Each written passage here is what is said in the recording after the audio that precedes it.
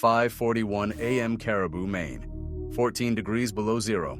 12 members of the U.S. Marshals Special Operations Group moved in a staggered column through 3 feet of snow toward a cabin set 400 yards off an unpaved logging road. They wore full CBRN protective suits, not standard tactical gear, chemical, biological, radiological, nuclear protection, because inside that cabin, the air itself could shut down a human nervous system in 90 seconds. The fugitive had been missing for 53 days, a former DEA forensic chemist with 11 years of government service, a man who had spent the better part of a decade testing seized methamphetamine in federal laboratories, and who had now built a production facility so clean and so efficient that the DEA's own field office in Portland would later classify it as the most sophisticated clandestine lab ever documented in the state of Maine. His name was Dr. Nathan Bryce, and every piece of equipment inside that cabin had been stolen from the United States government. The story of how Bryce went from a GS-13 federal employee with a top-secret clearance to the target of a multi-state fugitive operation begins not in Maine, but 1,900 miles southwest, inside a secure evidence facility on Kirtland Air Force Base in Albuquerque, New Mexico. The DEA Southwest Laboratory is one of 7 regional facilities operated by the Drug Enforcement Administration. It processes seized narcotics, precursor chemicals, and clandestine lab equipment from cases across 6 states.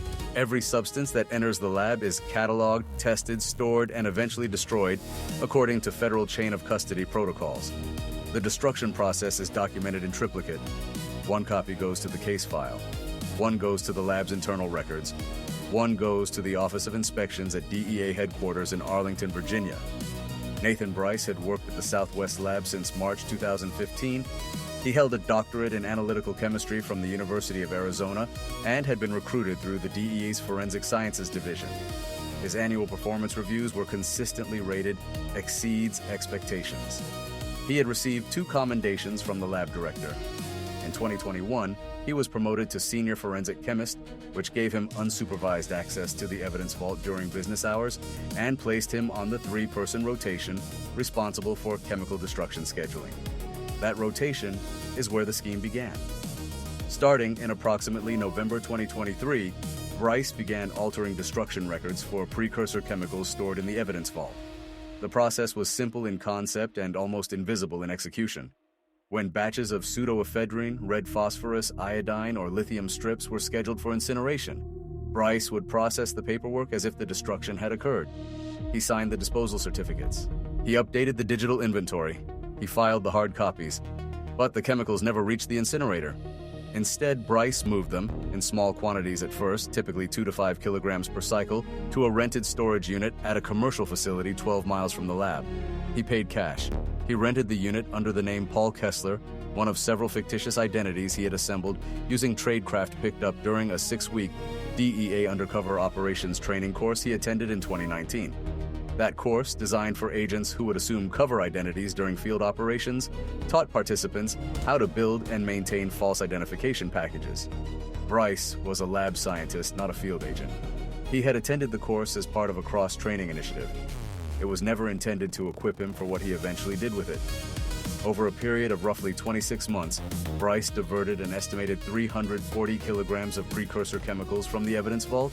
He also removed 3 pieces of DEA-grade analytical testing equipment, a gas chromatograph mass spectrometer, a digital precision scale certified to 0.001 grams, and a fume hood with a built-in ventilation filtration system. All 3 items were logged in the inventory system as decommissioned, surplus, transferred to GSA for disposal. The General Services Administration has no record of receiving them. The estimated street production value of the diverted chemicals, meaning the dollar value of the methamphetamine that could be manufactured from those precursors, was $3.2 million. Nobody caught it for over 2 years. The reason is structural. DEA evidence labs operate on a trust-based system for senior staff. Destruction certifications are self-reported by the chemist who oversees the batch. There is no independent verification at the point of destruction. The system assumes that a scientist with a top-secret clearance and a decade of federal service does not falsify government records. Nathan Bryce exploited that assumption 87 times. The discrepancy was identified on January 14, 2026, not by the DEA but by the Department of Justice Office of the Inspector General. the OIG had initiated a routine compliance audit of chemical destruction records across all 7 DEA regional laboratories as part of a broader review triggered by an unrelated incident at the DEA's North Central Laboratory in Chicago, where a civilian contractor had been caught selling seized fentanyl test samples on the dark web in late 2025. The Chicago case had nothing to do with Bryce, but it prompted the OIG to pull 3 years of destruction logs from every DEA lab in the country. When auditors cross-referenced the Southwest Lab's destruction certifications against the incinerator facility's intake logs, they found 87 batch numbers that appeared in the DEA's records as destroyed but had no corresponding entry at the incineration plant. All 87 batches had been certified by the same chemist. Supervisory chemist David Fong, the Southwest Lab's deputy director, was notified on January 16th. He pulled Bryce's access credentials that afternoon and forwarded the audit findings to DEA's Office of Professional Responsibility. The next step should have been a formal interview. It never happened. On January 28, 2026, Nathan Bryce did not report to work. He did not call in. His government-issued vehicle was found in his assigned parking space at the lab. His personal vehicle, a 2022 Toyota Tacoma, gray New Mexico plates, was gone from his home address. His government-issued cell phone was recovered from his kitchen counter. His personal cell phone was off. His neighbors had not seen him since January 25th. Bryce had a 3-day head start. The case was referred to the U.S. Marshals Service on January 30th. A federal arrest warrant was issued the same day, charging Bryce with theft of government property, falsification of federal records, and conspiracy to manufacture a controlled substance. The warrant was assigned to the District of New Mexico office, but because the case involved a fugitive with confirmed training in counter-surveillance and identity fabrication, it was immediately escalated to the Marshals' Major Fugitive Program at the Technical Operations Group in Arlington. Deputy U.S. Marshal Karen Ostrowski was assigned as lead investigator. She had spent 9 years on the Marshals Fugitive Task Force and had worked cases involving escaped federal inmates, international drug traffickers, and a former CIA contractor who had fled to Central America. Bryce, on paper, looked different from her typical targets. He was a scientist. No criminal record, no history of violence, no known associates in organized crime. But Ostrowski identified 2 factors that elevated the threat profile. First, Bryce had completed undercover identity training. He knew how to build cover legends, how to move through commercial spaces without leaving financial traces, and how to avoid the specific surveillance techniques federal agencies rely on. Second, the missing chemicals were enough to produce large quantities of methamphetamine. If Bryce was manufacturing, the end product would fund his ability to stay hidden indefinitely. If you find this investigation worth following, hit the subscribe button now. New investigations drop every week. The Marshals' initial canvas of Bryce's life in Albuquerque revealed careful, long-term preparation. His lease on the Kirtland area apartment had expired in December 2025, and he had not renewed it. He had moved to a month-to-month rental in the North Valley, paying cash to a private landlord. His bank accounts showed a pattern of maximum ATM withdrawals, $500 per day, beginning in October 2025. Over 12 weeks, he had pulled roughly $42,000 in cash. He had also closed a brokerage account containing $118,000, requesting the balance as a cashier's check made payable to Paul Kessler. The storage unit in Albuquerque was located on February 2nd. It was empty. Surveillance footage from the facility's parking lot showed a gray Toyota Tacoma with a covered truck bed entering the lot on January 24th at 11:17 p.m. and leaving at 11:43 p.m. That was 1 day before his neighbors last saw him. Ostrowski's team ran the Tacoma's plates through the National License Plate Reader Network. Hits came back along Interstate 40 eastbound.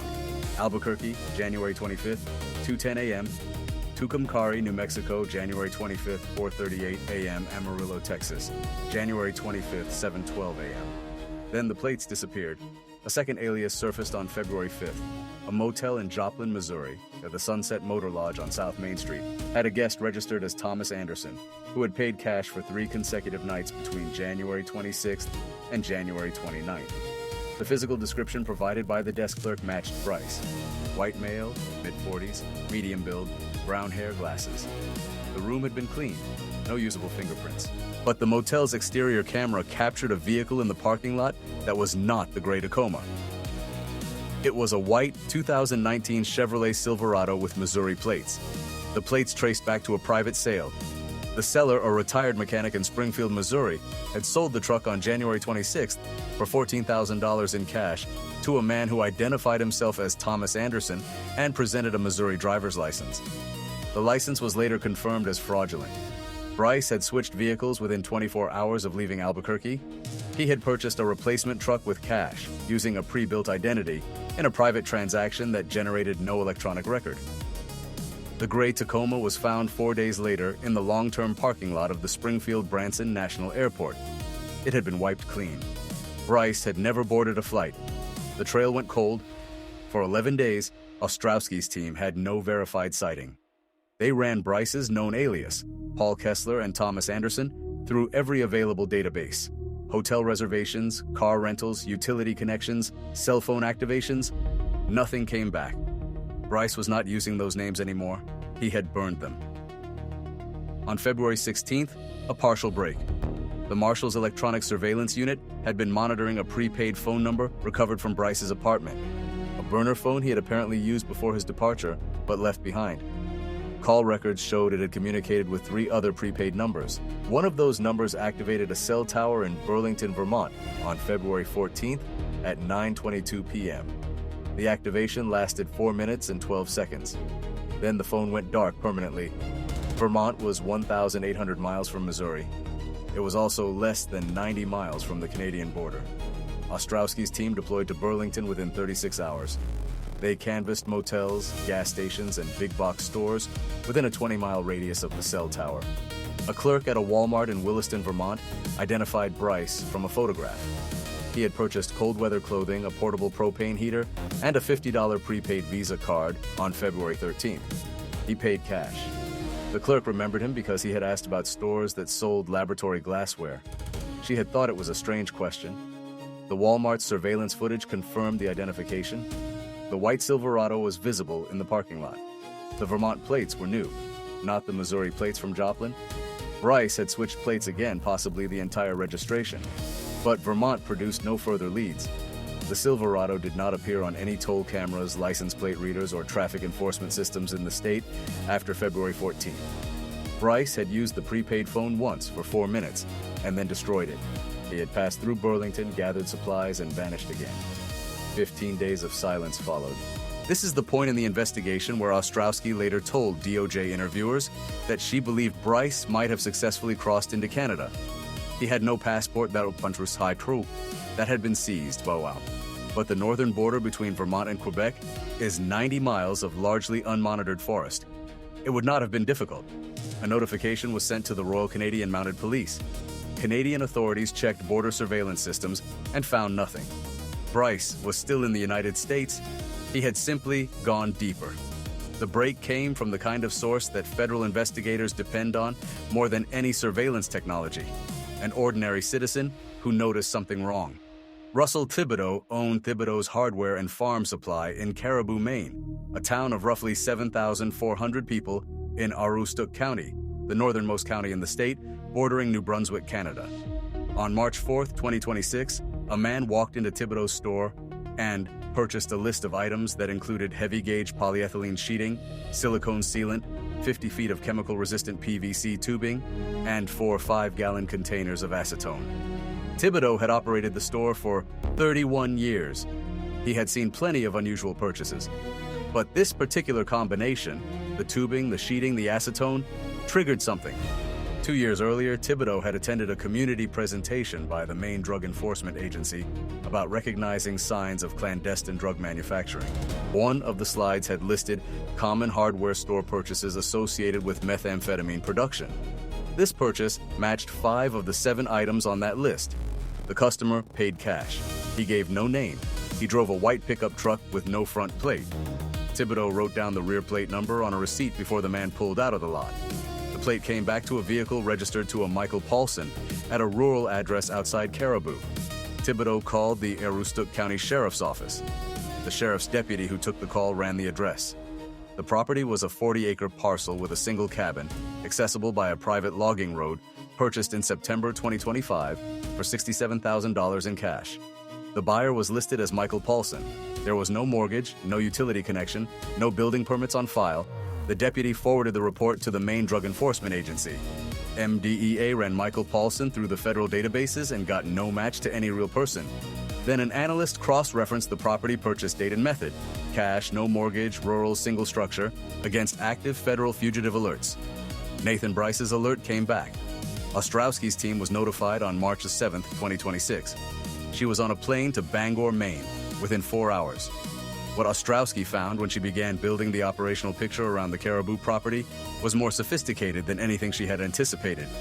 Bryce had not simply hidden in a cabin, he had built an operation.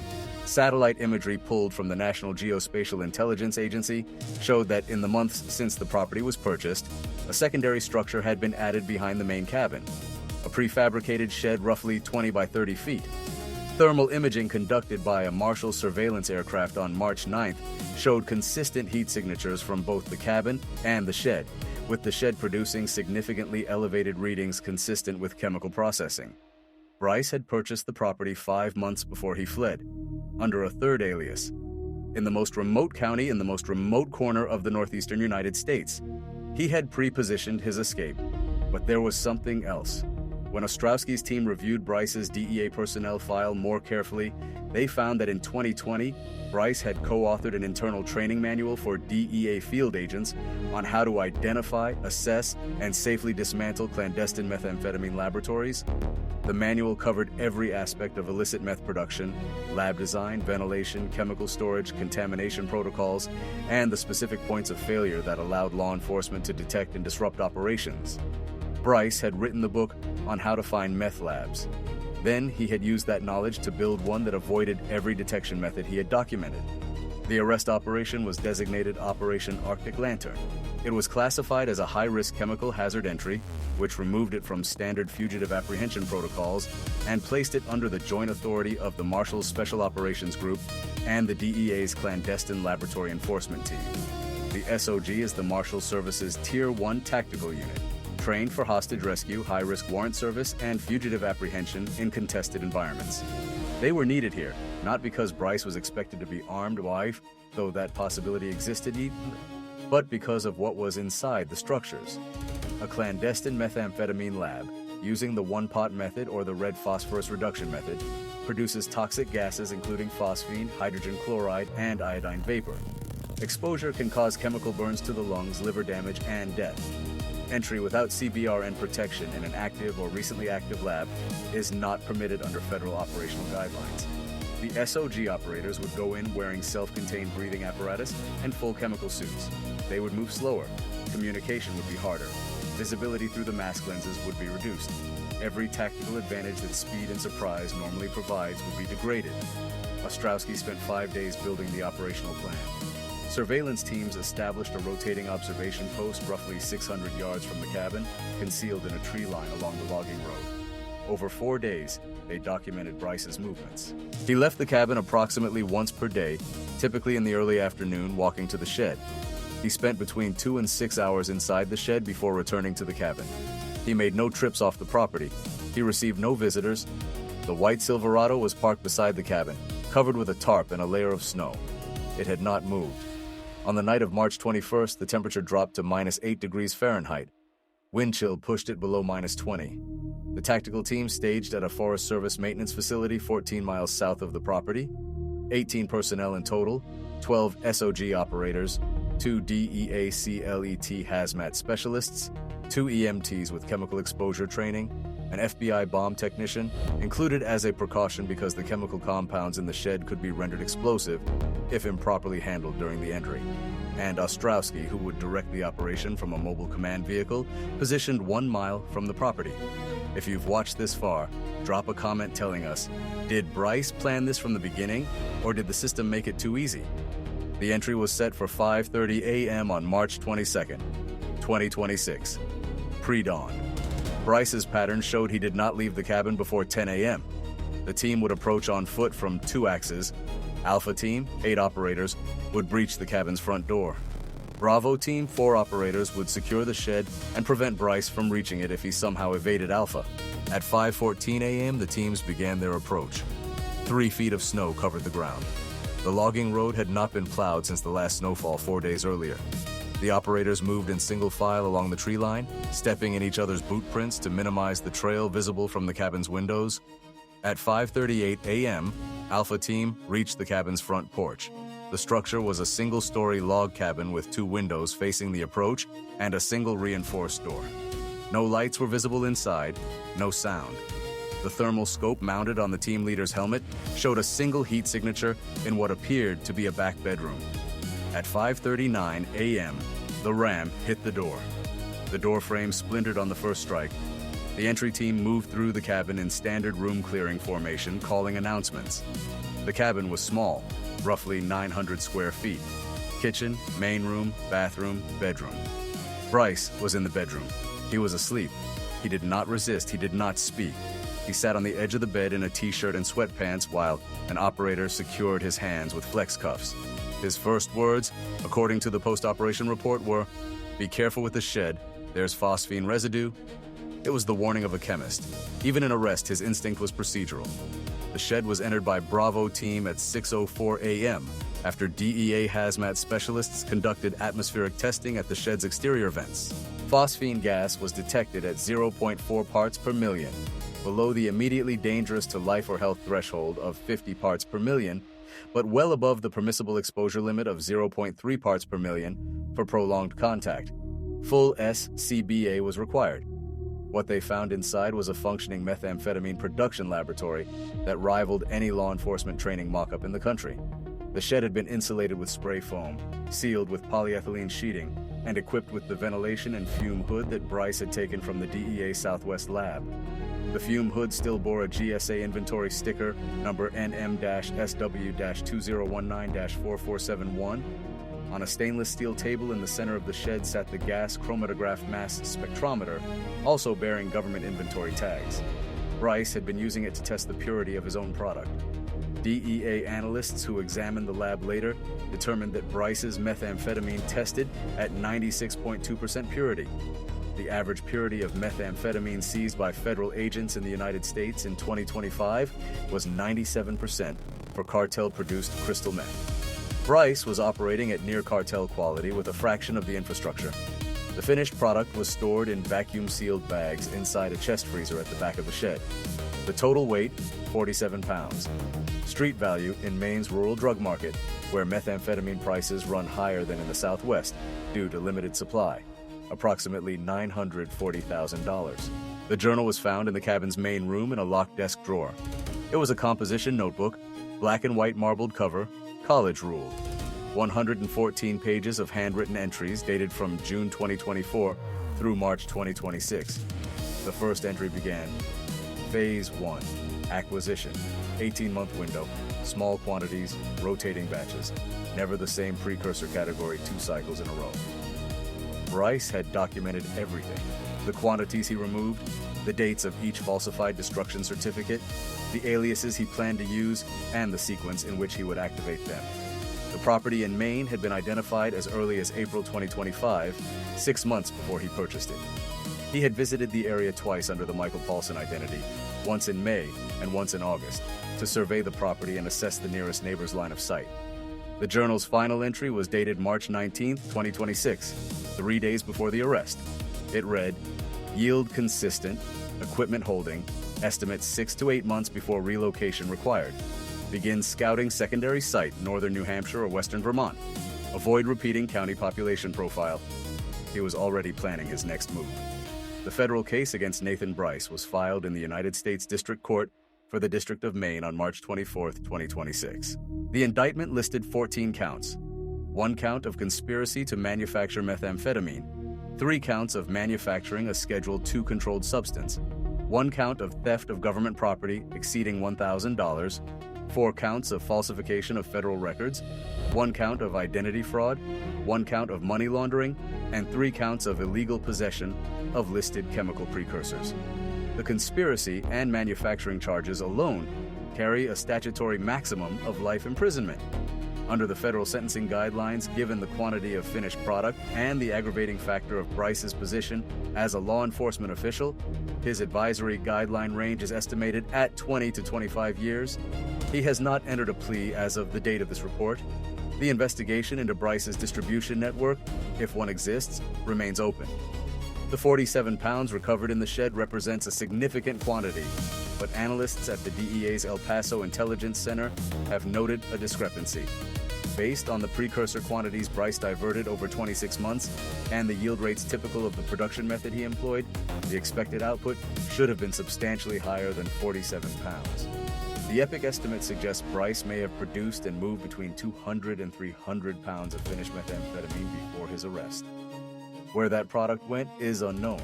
There were no distribution records in the journal, no customer lists, no financial records beyond the cash withdrawals and property purchase. If Bryce had a buyer or a network, he either kept it in his head or destroyed the evidence before his arrest. Like the subscribe button so you don't miss what comes next from this channel.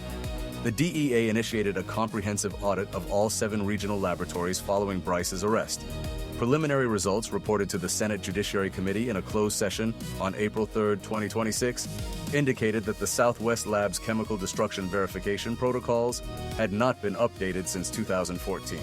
There was no electronic reconciliation between the lab's internal destruction logs and the incinerator facility's intake records. The two systems operated independently. It took an external OIG audit to compare them. The Senate report recommended installation of video monitoring at all destruction processing stations, dual signature requirements for disposal certifications, and quarterly cross-referencing of lab and incinerator records. The DEA accepted the recommendations. Implementation timelines have not been publicly announced. David Fong, the supervisory chemist who first received the audit findings, has been placed on administrative leave, pending an internal review of supervisory oversight during the period of Bryce's diversion.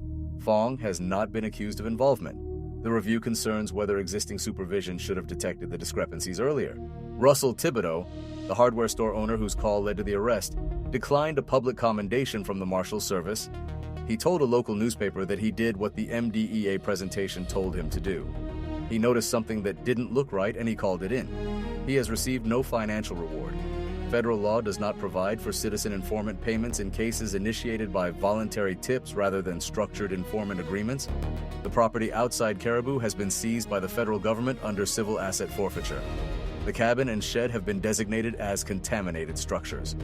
Remediation costs are estimated at $340,000. The 40-acre parcel, once cleaned, will be auctioned by the U.S. Marshals Service. Nathan Bryce is being held without bail at the Cumberland County Jail in Portland, Maine. His attorney has filed a motion to suppress the journal as evidence, arguing that the locked desk drawer required a separate search warrant beyond the premises warrant used to enter the cabin. The government has opposed the motion. A hearing is scheduled for May 2026. The DEA's Southwest Laboratory has processed 14,000 cases since Bryce was hired in 2015. A review is underway to determine whether any of those cases were compromised by his actions. Defense attorneys in at least 6 pending federal drug cases in New Mexico have already filed motions requesting retesting of evidence that Bryce handled. If those motions are granted, some of those cases may be dismissed. The man who was trained to dismantle drug labs built one. The system that trusted him did not verify what he reported, and the gap between what was logged as destroyed and what actually existed went unchecked for 87 cycles over 26 months. The arrest closed the manhunt. It did not close the questions about what Bryce produced, where it went, and how many federal evidence vaults operate on the same assumption that the scientist with the credentials and the clearance is telling the truth. The 47 pounds in the shed were recovered. The rest, somewhere between 150 and 250 pounds of methamphetamine at 96% purity, is unaccounted for. The system has been patched. The product is still on the street.